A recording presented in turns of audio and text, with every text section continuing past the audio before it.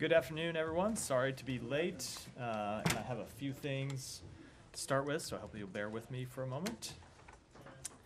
Starting with starting with quite all right. Please continue. Starting with travel, Secretary Blinken will depart tonight for Vienna, Austria, where he will serve as head of delegation for the United States during the high-level segment of the 67th session of the United Nations Commission on Narcotic Drugs. The Secretary will be working to build on the momentum of the global coalition to address synthetic drug threats that he launched last summer, and which now has 149 countries and 14 international organizations participating. This administration has made it a top priority to address the fentanyl and synthetic drug crisis, and this will be the first time a U.S. Secretary of State has attended a meeting of the Commission on Narcotic Drugs. While there, the Secretary will emphasize that illicitly manufactured synthetic drugs and their precursors pose a threat not just to the United States, but to all nations. He will look to secure concrete commitments from countries to take domestic, regional, and international action to address synthetic drugs and their precursors, which are fueling the public health crisis both in communities across the United States and around the globe. Secretary Blinken will also meet with Austrian Chancellor Karl Nehammer and Foreign Minister Alexander Schallenberg during his time in Austria to reinforce our strong bilateral relationship. We are working together with the government of Austria to meet humanitarian needs in Ukraine and ensure the integrity of EU-Russia sanctions. The Secretary will then travel to Seoul to participate in the third Summit for Democracy led by the Republic of Korea. The summit will demonstrate how democracies continue to deliver for their citizens and organize to address the world's most pressing challenges. The Secretary will also meet with Foreign Minister Cho Tae-yul and other Korean officials to discuss a broad range of regional and global issues during his time in Seoul, underscoring the unwavering strength of the more than 70-year U.S. Republic of Korea alliance. From there, Secretary Blinken will travel to Manila to reaffirm our unwavering commitment to our Philippine allies. He will meet with President Ferdinand Marcos Jr. and Secretary of Foreign Affairs Enrique Manalo to discuss ways to advance economic prosperity, support clean and renewable energy development, and promote peace and stability in the South China Sea. The Secretary's visit will also underscore the importance of our strong bilateral ties, which for 75 years have been critical to advancing our shared vision for a free and open, connected, prosperous, secure, and resilient Indo-Pacific region. Now, turning to Israel and the West Bank. Extremist settler violence carried out with impunity in the West Bank has killed, injured, and threatened the livelihoods of countless Palestinian civilians. This violence risks destabilizing the West Bank and obstructs efforts to advance a pathway to peace and security for Israelis and Palestinians through a two-state solution. There is no justification for violence against civilians, no justification for forcing families from their homes. In February, President Biden issued an executive order giving the State Department new authorities to impose sanctions on those responsible for undermining peace, security, and stability in the West Bank, and the department imposed sanctions on 4 individuals. Today, we are imposing further targeted sanctions on 3 Israeli individuals involved in undermining stability in the West Bank. We have also designated 2 associated entities referred to as farms. These West Bank outposts are owned or controlled by designated individuals, have acted as a base from which to launch violent acts, and are illegal even under Israeli law. It is critical that Israel take additional action to stop settler violence and hold accountable those responsible for it, not just for the sake of the victims of this violence, but for Israel's own security and standing in the world. But as we have made clear, the United States will continue to take its own actions to hold accountable those engaging in extremist violence and threatening the peace, security, and stability of the West Bank. This includes through actions like those taken today, through the visa restriction policy announced by Secretary Blinken in December, under which the department has taken steps to impose visa restrictions on dozens of individuals. Finally, the United States condemns Russia's continuing efforts to undermine Ukraine's sovereignty, territorial integrity, and political independence through sham elections held in occupied Ukrainian territories. The United States does not and will never recognize the legitimacy or outcome of these sham elections held in sovereign Ukraine as part of Russia's presidential elections. To be clear, Luhansk, Donetsk, Zaporizhia, Kherson, and Crimea are Ukraine. The results of these Potemkin-style exercises will be dictated by Moscow and cannot reflect the free will of the citizens of Ukraine who are being compelled to vote in them. This spectacle only further demonstrates Russia's blatant disregard for its obligations under international law. The United States will continue to use all available tools to hold accountable those individuals responsible for actions that undermine the sovereignty, territorial integrity, or political independence of free countries, including those who serve as election observers for the Kremlin's sham elections in occupied parts of Ukraine. And with that, Matt. Right. Thanks. But sorry, that was so long. I only have time for 2 questions. Okay. Well, I'll put it all into one question. Decide. I'll start with the 75-year relationship with the Philippines. Are you including the period when the U.S. actually occupied and controlled the Philippines in that? I would have to go back and look at the exact history of that to give you a more precise answer. I'm sure you would. Okay, on Gaza. You have seen, I'm sure, Senator Schumer's comments. I know that you can't speak for the senator or any member of Congress. But is there a concern in the administration at all that these remarks are going to make it more difficult to deal with Prime Minister Netanyahu and his government? No, obviously Congress is an independent branch of government. I think the government of Israel understands quite well how the U.S. government works. They interact frequently, not just with members of the executive branch, but with members of Congress, including Senator Schumer, who has traveled to Israel a number of times over the years. And I'm sure that they fully understand that he speaks for himself. He's obviously someone we're in close contact with, but it's not a statement from the executive branch. Well, fair enough, except that there are members of the executive branch who have said roughly similar, if not exactly the same thing, over the course of the last several months. And so I think there is a suspicion out there that Senator Schumer was putting out publicly what had been being said privately. No, that is not the case. These are statements made by Senator Schumer, not by the Biden administration. Okay, so there's no frustration in the administration with Prime Minister Netanyahu and his government? Look, there are a number of things that we want to see Israel do differently. We've made that quite clear. I've said it from this podium, as you know, a number of times, and we've made that quite clear in direct conversations with the Prime Minister. But I don't have anything beyond that. Okay, thanks. Jillian. Haiti? Yeah, okay. Sure. You told us Tuesday, Matt, that you did not have an estimate on Americans trapped on the ground inside the country. Wondering if you have any information now on Americans there. Also, if there's any plans to evacuate or otherwise help those who are.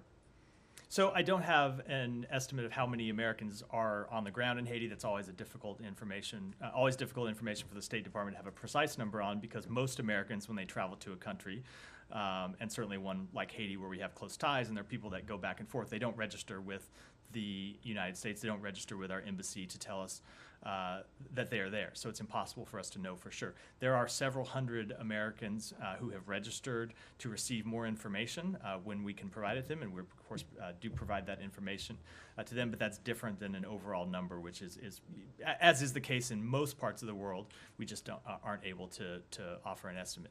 With respect to your second question, we always plan for all sorts of contingencies, but no, we are not planning for any. We are not actively planning for any evacuation. And I would remind you and others that Haiti has been a level 4 country with respect to our travel advisors since 2020. So what that means is for 4 years, we have been telling Americans, do not go to Haiti. Do not travel there. It's not safe to do so. And for those who are there, leave as soon as you can feasibly do so without putting yourself at risk. So you don't anticipate, or put it this way, so no plans to evacuate as of now. Do you anticipate there may be some support for evacuation for those few hundred or however many there are? We will always provide information to American citizens that reach out to us when we can do so. For example, if there's information about the operations at the airport that becomes available, we'll make that known to Americans who reach out to us. But we are not actively planning for any evacuation, no. One last question, if I may. With the few $100 million of new aid money that's going to make its way to Haiti, does state have, I guess, guardrails in place to prevent any of that funding falling into the hands of these gangs that are now controlling the government buildings? So let me, just to be clear, and to make sure I answer your question correctly, let me talk about the different types of aid and assistance that we are providing. So first of all, there is $33 million that the Secretary announced on Monday in humanitarian assistance that we are providing to help alleviate the humanitarian situation on the ground. And we always have guardrails in place. We always have monitoring programs in place to ensure that that money is used effectively. There is an additional $300 million that the United States is providing to support the multinational security support mission that Kenya will be launching in the coming days and weeks, which is a separate question from humanitarian assistance, and that is money that will be provided in some cases in kind through transfers of equipment, in some cases through provision of logistics, in some cases through direct financial support. But that is to the government of Kenya to support the multinational support mission, not to the government of Haiti or entities on the ground in Haiti. So can you do the top line numbers? So total 330 direct from the U.S. and then 300. Different. There's 300. It's two different things. $300 million in support for the multinational security support mission. $200 million of that is from the Pentagon. $100 million is from here. Separate and apart from that, not supporting the MSS mission, but supporting humanitarian assistance efforts, is the $33 million that the Secretary announced on Monday. Yeah. For a second, Gaza's health ministry said today that 6 Palestinians were killed and dozens wounded in Israeli fire on crowds of residents waiting for aid trucks in Gaza City. Have you raised this with the Israelis, and do you have any information on this? So I don't have any information on this specific report. I just saw it today. I can tell you that this is the type of thing that we often raise with the Israelis, both to seek out more information and to make clear that we want to see effective deconfliction measures taken. We want to see them take steps to minimize civilian casualties. We want them to take steps to see that aid is effectively distributed to Palestinian civilians who need it and in no way jeopardized. And then just further on aid, the Secretary said yesterday when talking about the Maritime corridor that it demands tremendous coordinating among donor countries. Is this for the U.S. military effort or the commercial maritime option? This is with respect to the effort the President announced in the State of the Union, the effort that we are launching with through the United States military and with which we are coordinating with other countries. And as you heard us say, we are working through what that will look like right now, and part of the purpose of the Secretary's ministerial meeting yesterday was to talk through exactly how we get that mission off the ground. And sorry, just quickly on the settler sanctions, what effect do these sanctions have on the farms? I realize it cuts them off from like the U.S. financial system, but like how will this impact their operations? So I won't speak to what the exact impact will be on their direct operations, but I can tell you how the sanctions will be imposed and how they will be enforced. So for both the individuals we sanctioned today and the two entities, any property that they have in the United States or in United States financial accounts is blocked. They no longer will have access to it, and they no longer have the ability to transact with the U.S. financial system. And then on top of that, any entities that transact with the United States financial transaction system, which of course is most entities in the world, banks and other entities, put themselves at risk of further sanctions and further enforcement activities from the United States if they transact with these farms and with these entities. So what we've seen when we announced our first round of sanctions under this new executive order last month is in Israel, Israeli banks freezing the accounts of the 4 previously designated individuals. And I won't make any predictions what will happen going forward, but I know that every entity around the world takes these sanctions very seriously. And why go ahead with them now? Is it because there's not been progress in talks for a temporary ceasefire? This is completely independent of the ongoing effort to achieve a temporary ceasefire and release of the hostages. We continue to pursue that. There continues to be ongoing work inside the United States government and with our partners in the region to try to achieve an agreement, but this work is independent of that. We have made clear for some time that we wanted to see Israel take additional action to, number one, stop extremist settler violence, and number two, hold those responsible for it accountable. And we made clear that if we didn't see sufficient steps, we were ready to take action. And that's why you saw us first impose visa bans in December. Next, the president issue this executive order in February, and now us continuing to add designated entities to the list of those that we have sanctioned. And I will just say, This is an area where we are going to continue to remain vigilant, and if additional actions are appropriate, we will not hesitate to take them. On Israel, thank you, Matt. I just want to follow up on something that Matt raised separately from Senator Schumer's remarks. There was this week released an unclassified American intelligence community assessment that indicated that Israel was likely to face lingering armed resistance from Hamas for years to come, that its military would struggle to secure the tunnel systems in Gaza, and it also said that the viability of Prime Minister Netanyahu's leadership and coalition may be in jeopardy. Do those assessments comport with this department's view of the situation? And if so, is the department going to reach for partners other than Netanyahu in its diplomatic efforts? So a few things about that. Number one, with respect to any assessment offered by the intelligence community, I'm going to defer to the intelligence community to speak to those. That's true here. It's true with respect to any other intelligence assessment that they offer publicly. I will say that we have always made clear to Israel that it is important that they have not just a short-term tactical plan or short-term plan to win the initial conflict, but that they have a long-term plan for dealing with the issues raised in this war, that they have a plan for governance in Gaza after the initial fighting stops, that they have a plan for security in Gaza after the fighting stops. Now, we have been working with Arab partners in the region to develop such a plan that would deal with security, that would deal with reconstruction, that would deal with a political path forward for the Palestinian people. And we have made it clear to Israel that these are incredibly important issues that they need to take seriously. And on the question of, first, let me just push you on the intelligence front, because the State Department has its own intelligence arm in INR. So did the assessment draw an objection from within this building? Was there a differing view from within this building? I'm not going to speak to internal intelligence matters. I never would do, and you shouldn't. You should. I know, but you shouldn't read that anything into it other than that's just a blanket rule that I'm not going to talk to that. Obviously, we coordinate with others in the intelligence community, but this is an assessment offered initially by the DNI, and I'm not going to speak to the internal deliberations that went into it. So you won't address the Netanyahu's coalition being potentially in jeopardy assessment either? I just don't have any comment on it from here. Just as an additional, unnamed officials as a result of these assessments within Israel have accused the U.S. government of trying to oust the prime minister. Do you care to respond to those? So with respect to that, I would say that this is an intelligence community assessment, similar to assessments that the intelligence community offers from time to time, not about Israel, but about countries all around the world. It has nothing to do with trying to take a position in internal Israeli matters or take a position in internal Israeli politics. We do not have a position on that. Who leads the government of Israel is a matter for the Israeli public to decide, just as that is a matter for the residents of any country to decide with respect to the leadership of their country. We deal with the elected prime minister. We will always deal with the elected leadership of Israel. That will always be our policy. Okay, one last one on hostage talks, because you mentioned there was ongoing work. Is it the case that the stakeholders surrounding the talks are just waiting for a response from Hamas, or is there a revised offer being put on the table? I'm not going to get into any level of detail other than to say that there continues to be an offer on the table to Hamas, as you heard the secretary say when he was at this podium yesterday, that we think they should accept. Kylie, and welcome back. I know the secretary said it yesterday, but from you, welcome back. It's good to be here.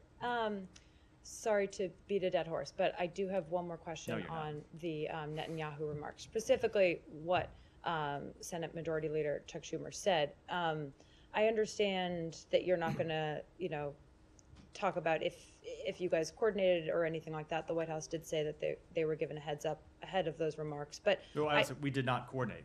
We were given a heads up, but we did not coordinate. Okay, but he called for a new election in Israel. Can you just clearly say if the administration agrees that this is time for a new election or not in Israel? That is just not a position that we have taken.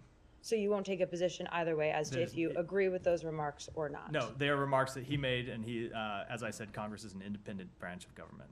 But do you think that Prime Minister Netanyahu is in strong standing right now as the leader of Israel? I am not going to offer any type of assessment of that. He is the elected Prime Minister of Israel. Okay.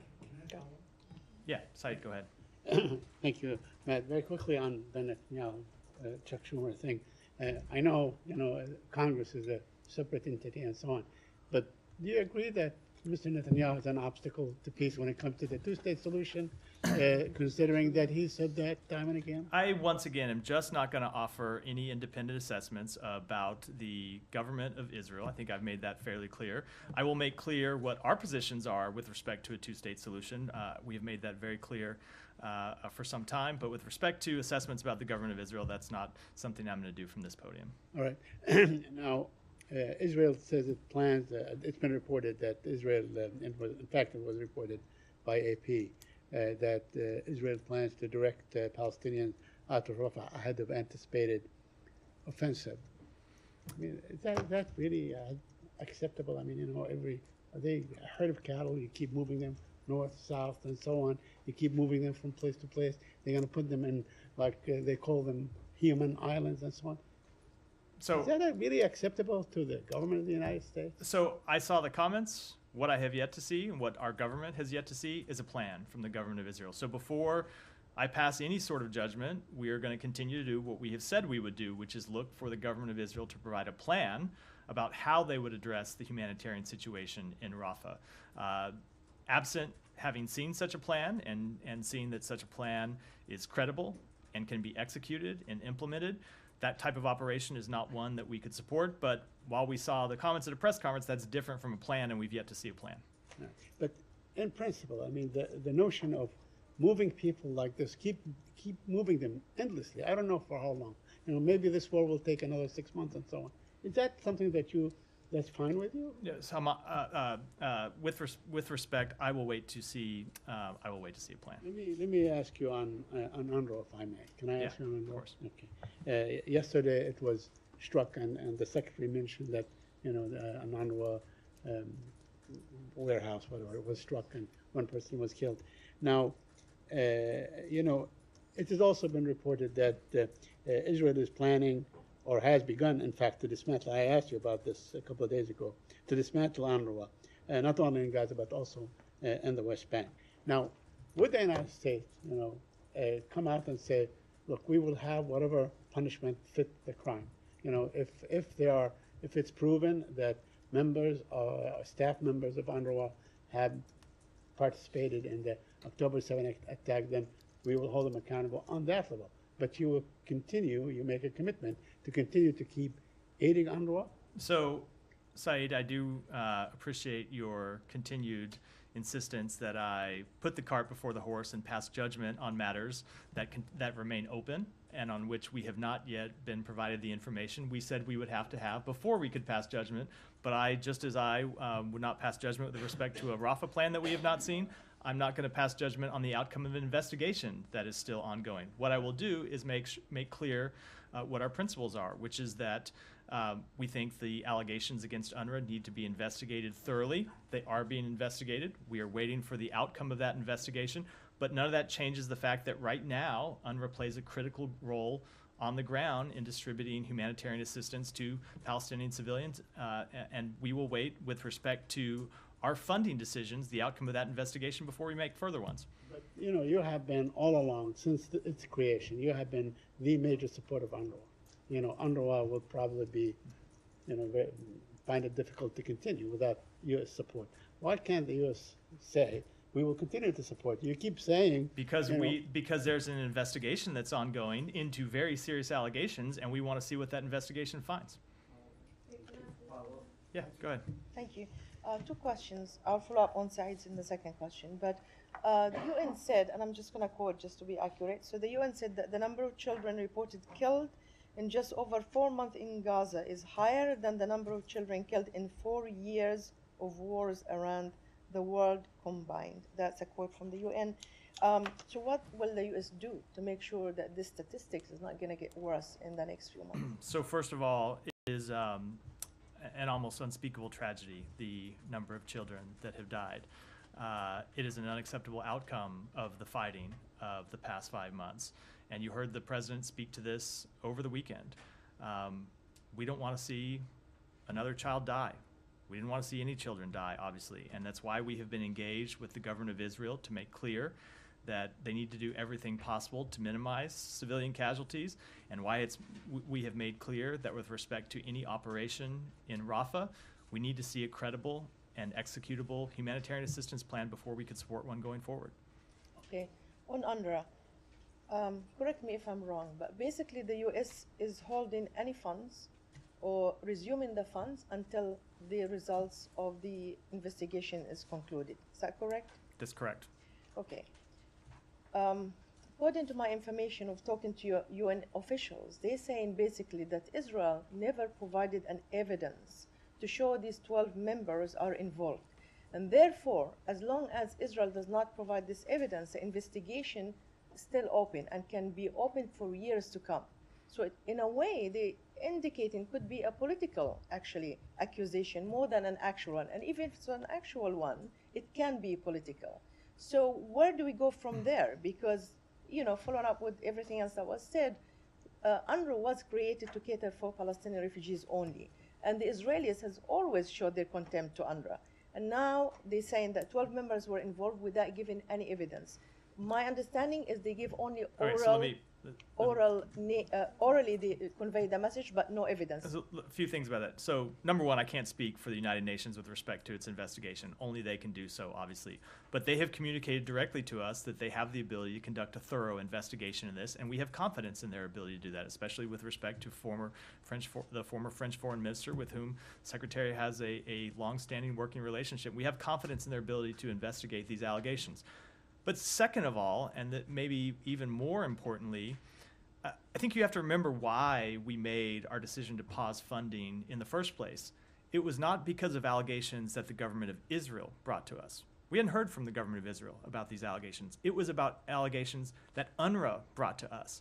And when they brought us these allegations, they told us that they had investigated them and found them to be credible, and that's why they had taken action to fire the employees in question. So I don't know what your sources refer to with respect to the inability to get further information, but when we made our initial decision to pause funding, not a final decision, but initial, it was because UNRWA had come to us and told us they found these allegations to be credible, they had conducted an initial investigation, and they had taken action. So that seemed to be us to be a pretty credible source. Not allegations from Israel, but UNRWA itself saying the allegations were serious enough to take action. But with respect to the ongoing investigation, we do have faith in their ability to get to the bottom of what happened. Sure, I really appreciate it. Just like finally, I really want to get to the bottom of this because, again, my understanding that UNRWA reported as a credible information just because a member state of the UN, which is Israel, reported it, not because they found a credible evidence. That is not. Because they are a member state and they have to investigate. That is not what was communicated to the United States when they first brought it. But let me just come back to a broader question, which is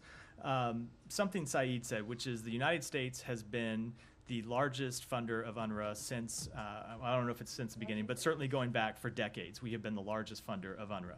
We are the largest funder of humanitarian assistance to the Palestinian people. That commitment on behalf of the United States to continue funding humanitarian assistance remains.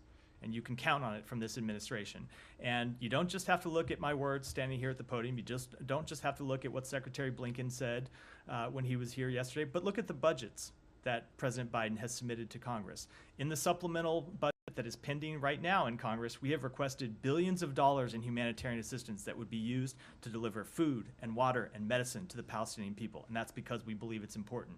In the budget that was request that was just submitted to Congress on Monday by this administration, we requested billions of dollars in humanitarian assistance to deliver items to the Palestinian people that they desperately need. So now, yes, there is a question with respect to UNRWA because of these allegations that UNRWA deemed credible and took action on, and because of the ongoing investigation. But when it comes to our commitment to providing humanitarian assistance to the Palestinian people, there should be no question because we have put our money where our mouth is. Alex, go ahead. Thank you, Matt. A couple of questions. I want to go back to your opening statement on Russian sham elections. You said.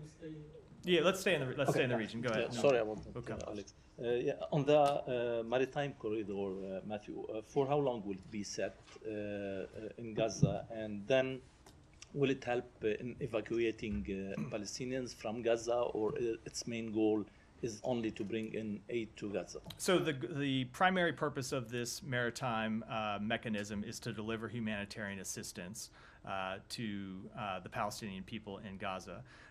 With respect to specific questions about how it will operate, what it will do, I would refer to the Department of Defense, which is the lead agency. It is a military, it is intended as a military mechanism at this time, being operated by the military to deliver humanitarian assistance. We are playing a diplomatic role in helping get it off the ground and secure support from allies and partners, but with respect to its specific operations, I would defer to the Pentagon. And secondly, on reports that the Palestinian president intends to appoint his economic advisor, Mohammed Mustafa, to the post of prime minister. Do you support such an appointment? I don't have any comment on those reports. We have not seen them take an official action, so I wouldn't comment on speculative reports. And I have one more question on Iran, but maybe after. We'll finish up Israel, and then we can do the broader region. Go ahead. If this is Israel related. Yeah, you. Yeah. Thank you. Sorry, I know. Yeah. No, yeah. Well, happy Pi Day to all who celebrate. Question one is about the children in Gaza. Thousands of kids have been killed in Gaza. There's reports of crippling mental health conditions among all Palestinians, kids no less. Kids as young as 5 saying that they want to take their own lives. If a child in Gaza is still alive at this point, their development education has been interrupted, their homes destroyed, their families and friends killed. So I'm wondering how the U.S. is thinking about supporting these kids who are still alive. And then secondarily, I'm wondering if there's any concern that this war may actually foment an entire generation to see Israel, and by virtue of its aid, the U.S. as more negatively and as entities to resist. As in, is there a fear that this war and this suffering might make harmony harder to achieve? So let me speak first to the impact on children, which obviously is a tragedy for those who have lost their lives and their family members. And I'm sure it will have dramatic impacts to those who do survive this war.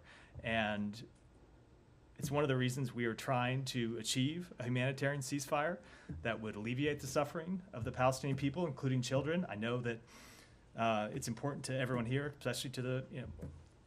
especially to all of us who have our own kids and think about them when we see what happens in Gaza. And so we are going to continue to try to pursue it and achieve that kind of ceasefire, because it would be important to alleviate that suffering.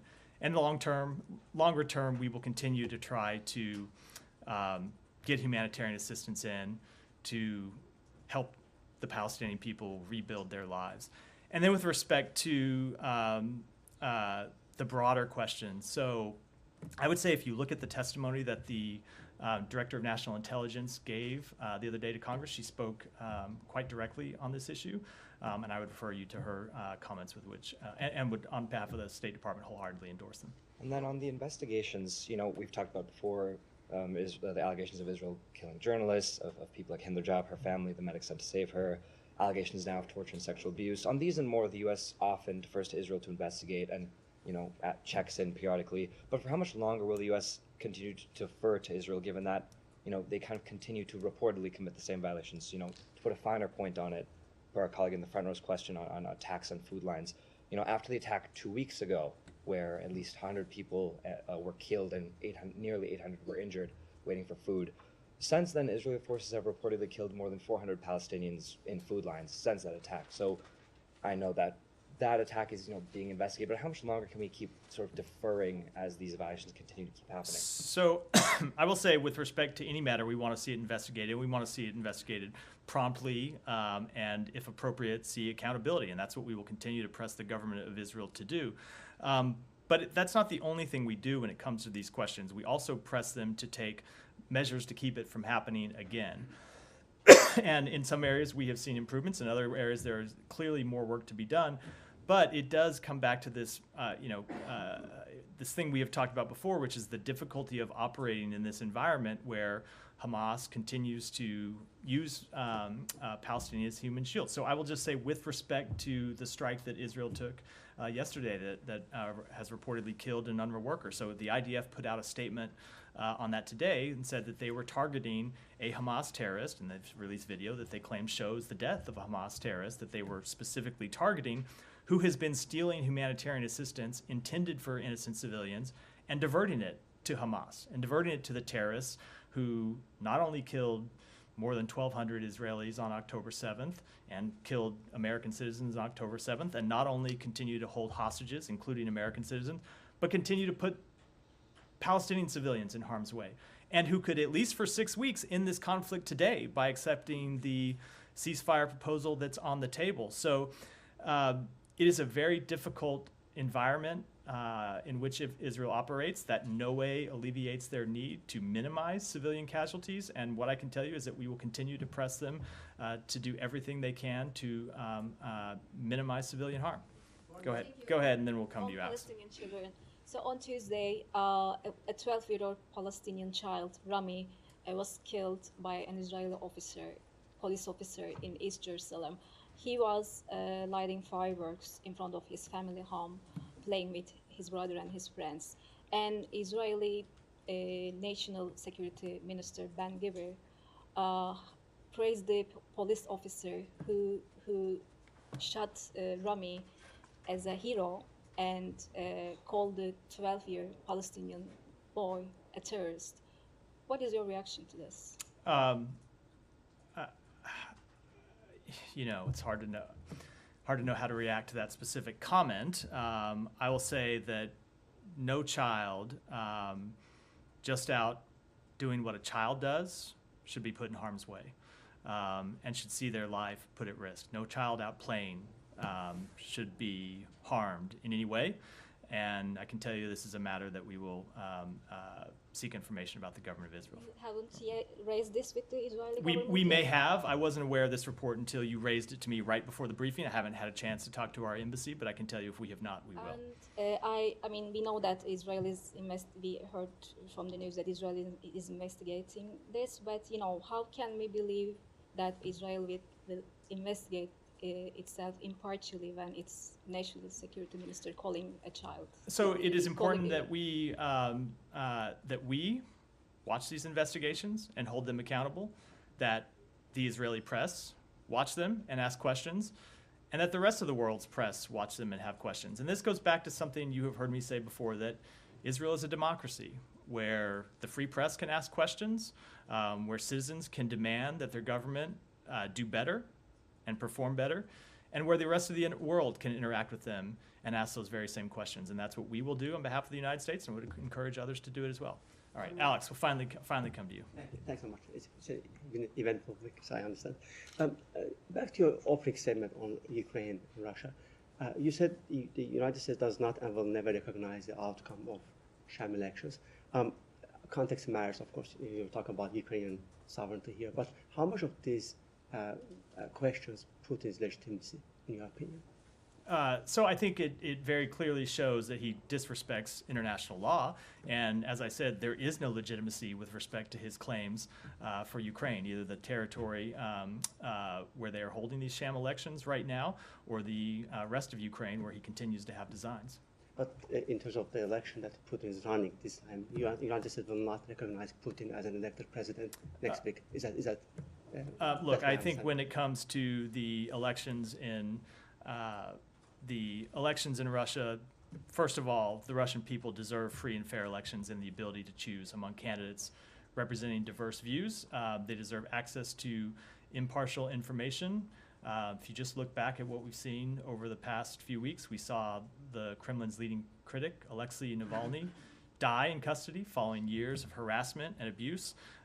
We've seen the Russian government attack one of his longtime aides, and we've seen them continue to deny anti-war candidates registration on spurious grounds and deprive Russian voters of genuine choices. So we have seen the Russian government, not just over the past months in the lead up to this election, but of course for years, crack down on the ability of Russian civil society to operate, the ability of independent journalists to exercise their legitimate rights, and of course the ability of the Russian citizens to speak clearly.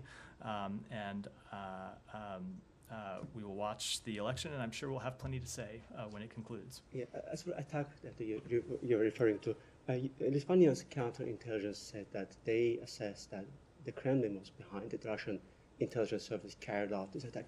Is that your understanding? I don't have any comment on from it here. I'm happy to take it back and see if we have any further. I also was hoping you could help us understand. One more, and then I'll go. Yeah, thanks so much. The state's role in the latest aid package for Ukraine. The president signed a memorandum the very same day that you guys put out $300 million for Ukraine. and he directed the secretary to furnish up to 126 million from the FAA for Ukraine. Is it a separate package? Are you guys working on it, or is Let it me going take to that. Davos? Let me take that back and get you Skip. an answer on it. Go ahead. Okay, so on Monday, CARICOM meets, comes up with this plan for a presidential council in Haiti. It's now Thursday. Is the council being stood up? My understanding is that just in the last few hours, a number of the entities that will comprise the Transitional Council have submitted their names, and so we will continue to work with CARICOM and work with our international partners and work first and foremost with Haitians themselves on trying to pursue a path to return of democracy and free and fair elections in Haiti. Not surprisingly, there is some objection from some parties, particularly in Port-au-Prince, setting aside the armed groups that have essentially taken control of the city. What efforts is the United States taking on to try to get people to buy into this transitional process? So a few things about that. First of all, what we saw Monday was dozens of Haitian individuals, representatives of political organizations in Haiti, civil society groups, being willing to make concessions and being willing to make compromises to try to restore stability and set the path to free and fair elections. And we think that's appropriate, and I think that's something that all political figures in Haiti should do to try to move past the current crisis. But with respect to your question about what the United States is trying to do, I think it is a mistake. I'm not trying to quibble with you. It's a mistake to look at this as what the United States will do, because ultimately this is a matter for the Haitian people to decide, and the Haitian people and Haitian leaders need to be front and center in making decisions about their country. What we will do is work with Haitian leaders and work with CARICOM leaders and work with our other international partners to do everything we can to offer support for Haitians in making those concessions and trying to get on the path to democracy. And separately, but important to this political pathway, we will support the multinational security support mission because it is critical to restoring security on the ground. And without security, it's going to be very hard, if not impossible, to hold free and fair elections. Is there a concern in this building that momentum might be ebbing because we're now 72 hours past this situation? And what happens if, for whatever reason, the names that have been put forward are rejected? What is the plan B? So, first of all, I'm not going to discuss hypotheticals and what might happen. I would never do that. With respect to anything, as others in this room have heard me say for the last few days, when I've gotten other hypothetical questions, but no, not a concern about momentum ebbing. This was always going to be a political process that required people to make compromises and people to make concessions. As you just heard me say, just in the past few hours, we've seen a number of names submitted for this Presidential Transitional Council. We want to see it get off the ground as soon as possible. We want to see an interim prime minister appointed as soon as possible. Thank you. Yeah, go ahead. Thank you. A couple questions on Iraq. The U.S. sanctions waiver to Iraq expires in the coming weeks. I've learned that this administration renewed that waiver to the Iraq that could pay to Iran. And in the past few waivers, Iran get monies from Iraq in euros, not in Iraqi dinars. Have you renewed that waiver to Iraq? And why are you allowing Iraq to pay Iran in euros? So first of all, with respect to which currency it's paid in, I don't know or have any understanding of which currency. With respect to the waiver itself, yes, we did issue this waiver, and I would emphasize, as you've heard me before, that these are waivers that have been regularly issued to Iraq going back to 2018 under a previous administration. This is now the 21st time that this particular waiver has been issued, and it's important to realize how this money has been used. Number one, that no money is permitted to enter Iran under the terms of this waiver. All of these funds are held in restricted counts, and they can only be used for transactions for the purchase of food, medicine, medical devices, agricultural products, and other non-sanctionable transactions. And that it is part of our broader goal to wean Iraq off of dependence on Iran for the provision of electricity, because that's what these waivers, as I know you know, what these waivers relate to, which is that Iraq continues to have to get its electricity from Iran. Iraq has been making real progress on its path towards energy sufficiency. Since 2020, it has cut its imports of Iranian energy by more than half. Over the last decade, it has doubled its own electricity generation, and we will continue to work with them and support them as they try to become energy independent. And this week, 4 members of Congress sent a letter to Secretary Allen and Secretary Blinken on that issue, and they speak of the nature of that transactions. They mentioned that these transactions are fungible.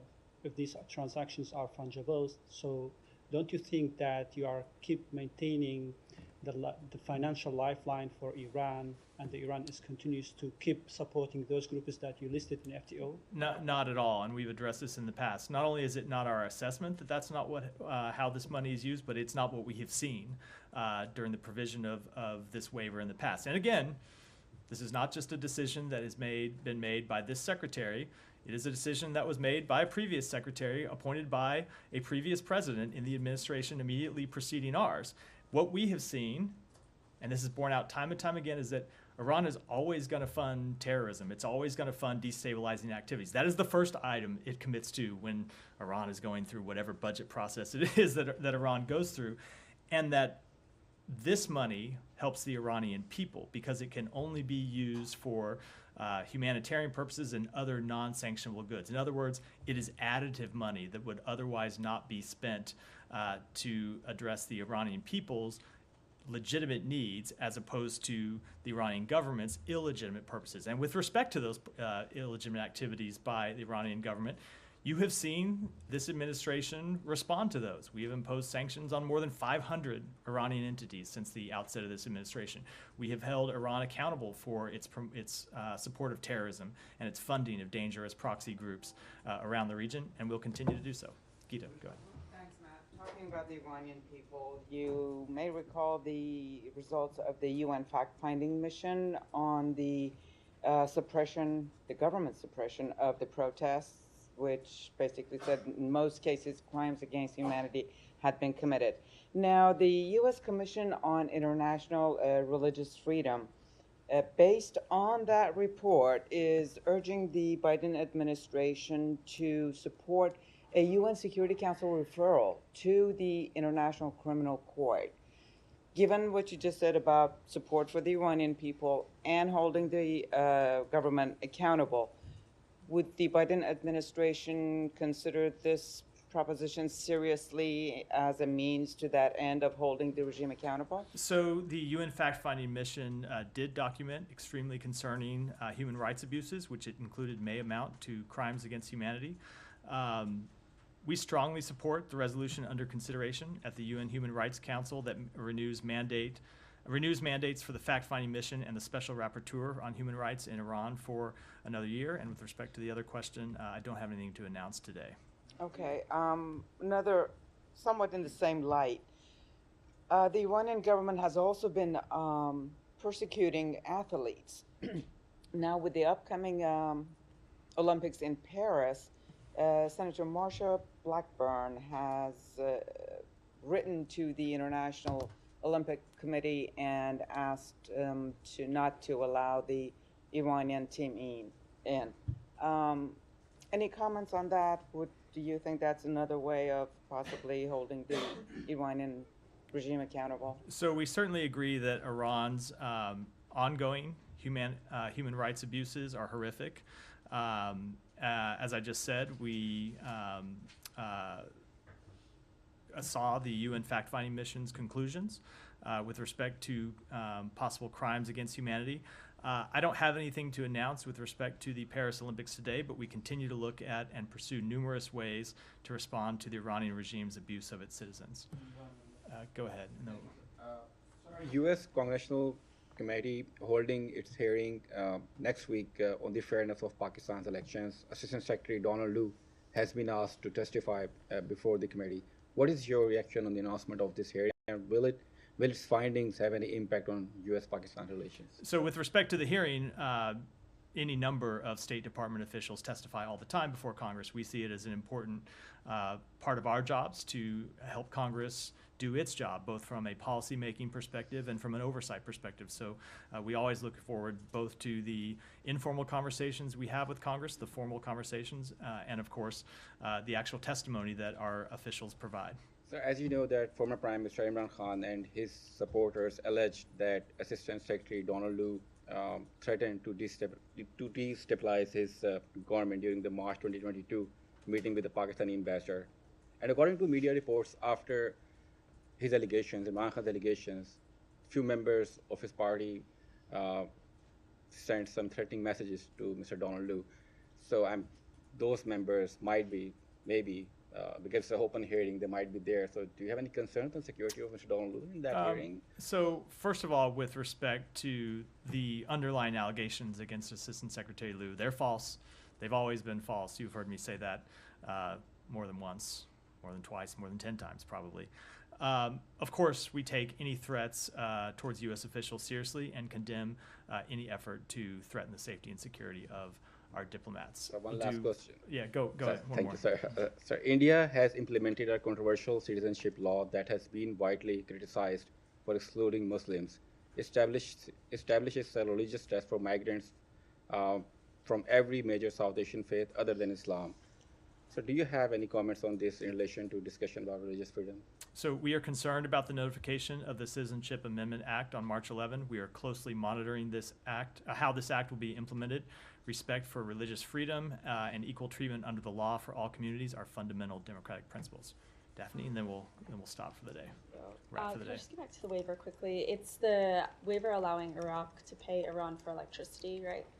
It's a simplification of it, but it is the way it works.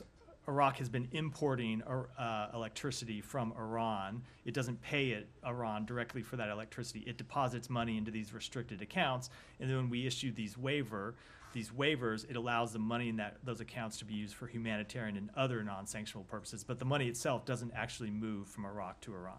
Right, and then was it issued for another 120 days? Yes, it's a standard period. Thank you. All right, thanks everyone. Thank you.